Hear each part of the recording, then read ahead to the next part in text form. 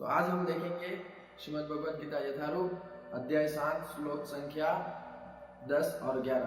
कल हमने 8वें और 9वें श्लोक में देखा था कि किस प्रकार भगवान पृथ्वी की सुगंध है, जल का स्वाद है, जीव में जीवन है और इस प्रकार से किस प्रकार जो भी वस्तुएं हैं उसके सार तत्व के रूप में भगवान कैसे बने हुए हैं। उसके आगे श्लोकों में हमने देखा था कि कैसे भगवान चर और अचर सभी के स्रोत है, पालन करता है और उसको निभाने वाले भी हैं। तो यहाँ भगवान अपनी भगवत्ता का आगे वर्णन कर रहे हैं श्लोक 10 और 11 में। तो 10वें श्लोक में भगवान बता रहे हैं बीजम माम सर्वभूतानां विद्धि पार्थ बुद्धिर्बुद्धिमतामस्मि तेजस्विनामहम्। अनुवाद, हे प्रथापुत्र, यह जान लो कि मैं समस्त जीवों का आदि बीज हूँ, बुद्धिमानों की बुद्धि तथा समस्त तेजस्वी पुरुषों का तेज हूँ। 11वें श्लोक में भगवान बताएंगे बलम बलवतां चाहं कामराग विवर्जितम् धर्म विरुद्धो भूतेषु कामोस्मि भरतर्षभ। अनुवाद, मैं बलवानों का कामनाओं तथा इच्छा से रहित बल हूँ। हे भरत श्रेष्ठ अर्जुन, मैं वह काम हूँ जो धर्म के विरुद्ध नहीं है। तो भगवान यहाँ और भी स्पष्टता कर रहे हैं कि किस प्रकार भगवान जो है वो सभी जीवों का आदि बीज है। मतलब भगवान ने आगे कहा था कि चर और अचर जो कुछ भी है, स्थावर और जंगम जो कुछ भी है, वो भगवान के ऊपर ही आश्रित है। जैसे हमने देखा भूमि रपवनलो वायु खम मनोबुद्धि, पृथ्वी जल अग्नि वायु आकाश और मन बुद्धि अहंकार, ये सब भगवान से ही उत्पन्न हुए हैं। ये अपरा प्रकृति है। और उसके बाद भगवान ने कहा कि जीव भूता महाबाहो, जीव जो है वो भी मेरी दूसरी प्रकृति है, परा प्रकृति है। तो सारे जीव हैं, 84 लाख योनियां हैं, जल जानो लखानी स्थावरा लक्ष विंशति। हाँ, ये एक श्लोक है, उसमें बताया है जल जा 9 लखानी, जल में रहने वाले कितने हैं 9 लाख, 9 लखानी। स्थावरा लक्ष विंशति, स्थावर मतलब पेड़ पौधे इत्यादि इत्यादि, वो कितने हैं 20 लाख। तो इस प्रकार से 84 लाख योनियों का बाइफर्केशन है। उसमें हम 4 लाख मनुष्य हैं, तो उसमें हमारी ये बुद्धि होती है। तो भगवान बुद्धि के बारे में भी यहाँ बता दिए कि बुद्धिमानों की बुद्धि भी मैं ही हूँ। तो भगवान कह रहे हैं कि मैं बलवानों का बल हूँ, बुद्धिमानों की बुद्धि हूँ और सारे जीवों की जीवनी शक्ति मैं ही हूँ। तो ये बहुत ही महत्वपूर्ण है जानने के लिए कि किस प्रकार से भगवान जो है वो सभी जो वस्तु है, सभी जो क्रिएशन है उसके आदि स्रोत है, बीज है। बीजम माम सर्वभूतानां, सर्व जीवों में वो जीवनी शक्ति जो है वो उसका जो बीज है, उसका जो मूल कारण है वो भगवान है। इसीलिए ब्रह्मा जी भी कहते हैं ईश्वर परम कृष्ण। और भगवान स्वयं भी भगवद गीता में अन्य जगह पे भी कहते हैं कि मत्तः परतरम नान्यं, मेरे से अलावा और कुछ नहीं है।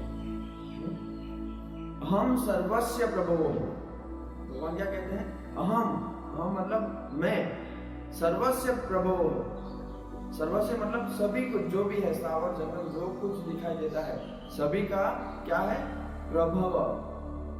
प्रभव मतलब आदि, उद्गम, भव मतलब होना, प्रभव मतलब शुरुआत। सृष्टि की शुरुआत भगवान से ही होती है, पूरी सृष्टि का सृजन भगवान की इच्छा से ही होता है। तो भगवान यहाँ बता रहे हैं कि सारे जीव जो है वो उनका जो जीवनी शक्ति है, उनका जो बीज मूल स्रोत है वो भगवान है। जैसे एक बार क्या हुआ, एक बार नारद मुनि ऐसे विचरण करते हुए जा रहे थे। भगवान के महान भक्त होते हैं तो हमेशा से ऐसे विचरण करते रहते हैं सामान्य जीवों का उद्धार करने के लिए। तो एक बार ऐसे घूमते घूमते उनको रास्ते में एक ब्राह्मण मिला। तो ब्राह्मण नारद मुनि से पूछने लगा, प्रणाम किए, कैसे हैं महर्षि नारद जी देवर्षि।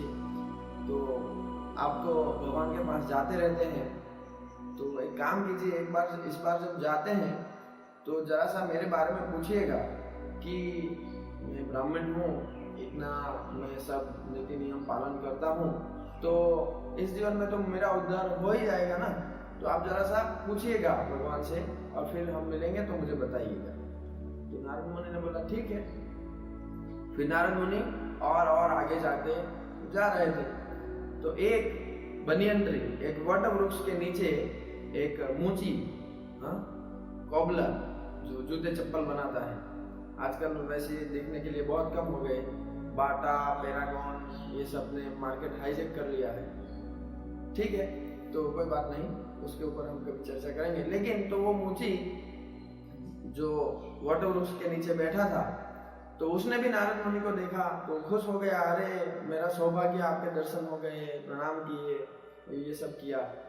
तो उससे भी कुछ वार्तालाप हुआ, तो नारद मुनि उसी के साथ वार्तालाप कर रहे थे, तो उसने बोला कि अच्छा, बहुत अच्छी बात है, आप तो भगवान के पास भी जाते रहते हो, तो कितना अच्छा है, तो आप कभी मेरे बारे में भी पूछ सकते हैं, मेरी क्या स्थिति होगी, मेरी क्या गति होगी, और भगवान क्या कर रहे हैं वहाँ वैकुंठ धाम में, तो वो भी आप जरा देख के आइएगा, मैं बहुत आतुर हूँ सुनने के लिए।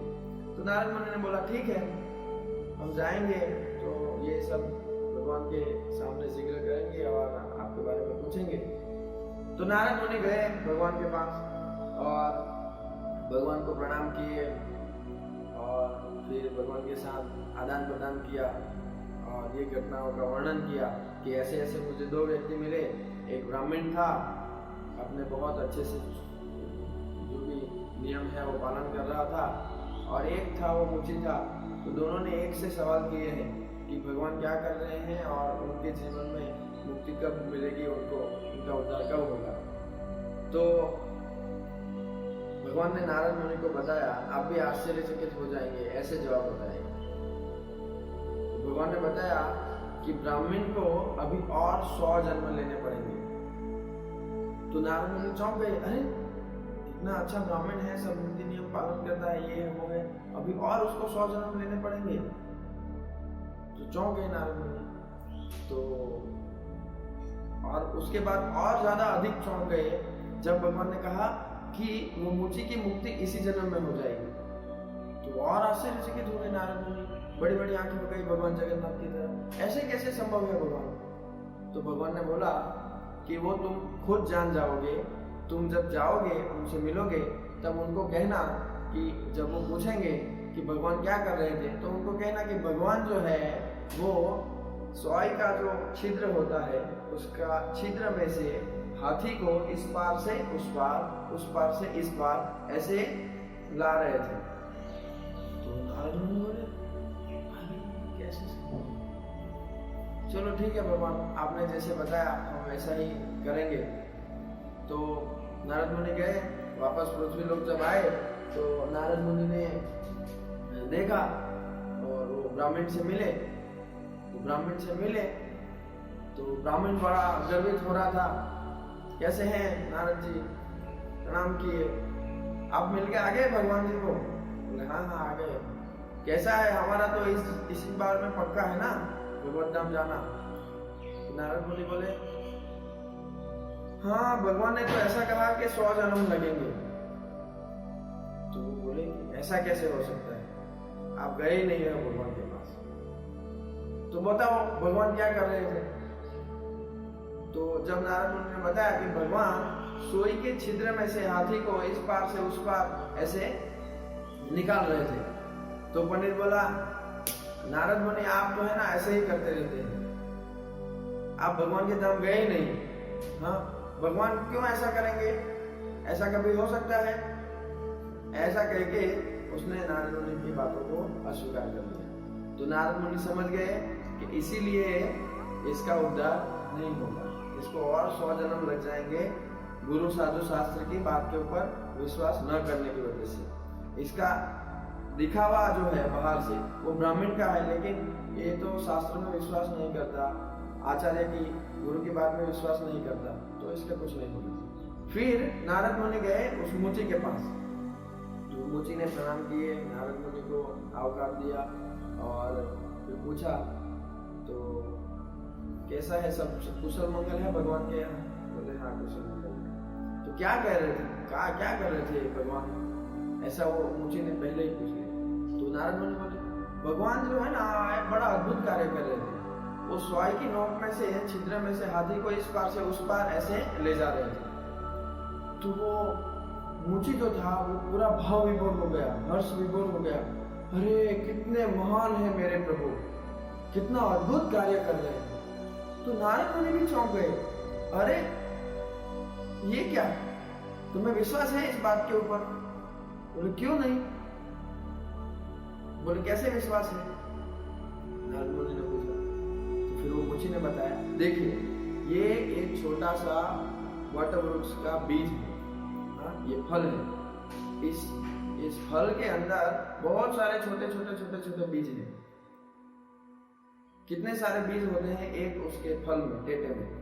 हाँ, उस एक बीज में अगर भगवान इतना बड़ा वट वृक्ष रख सकते हैं तो वो भगवान के लिए क्या मुश्किल है कि वो हाथी को स्वाई की नोक में से पसार करना। तब नारद मुनि समझ गए कि ये पक्का इसी जन्म में भगवान के पास वापस जाएगा। तो फिर वो मुचि ने ये बात बताई कि भगवान जो है वो बीज है, भगवान सूक्ष्म से सूक्ष्म है और विभु से बड़े हैं। सभी चीजों का ख्याल भगवान रखते हैं। तो हमें भी ये पूरा विश्वास होना चाहिए भगवान की भगवत गीता की बात के ऊपर। और जो व्यक्ति इस बात के ऊपर विश्वास नहीं रखता, ऐसे व्यक्तियों का कभी विश्वास नहीं करना चाहिए। आजकल भगवत गीता को लेकर के भी ऐसे मनगढ़ंत विचार प्रकट करने वाले बहुत सारे लोग हैं।